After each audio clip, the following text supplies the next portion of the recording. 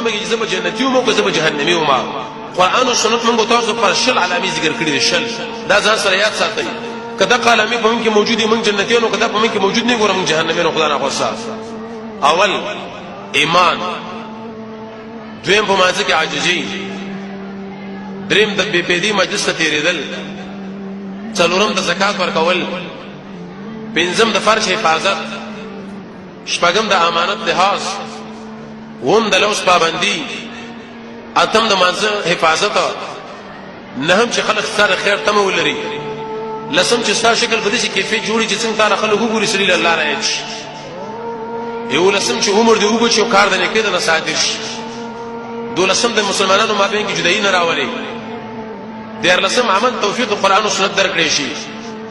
سوار لسم چې نعمت راځي صبر وکړي چې مشکلات راځي چې نعمت راشي شکر وباسي چې مشکلات راشي صبر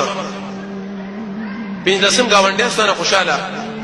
شپږم د خلکو په ژوند کې سم محبت ولسم هغه بادشاہ چې درواغ نه وایي اتلسم پاک دامن انسان نو نسم رسول الله فرمایي چې سړي له اهل عیال الله ورکړي او د حلال رزق کوشش ورته کوي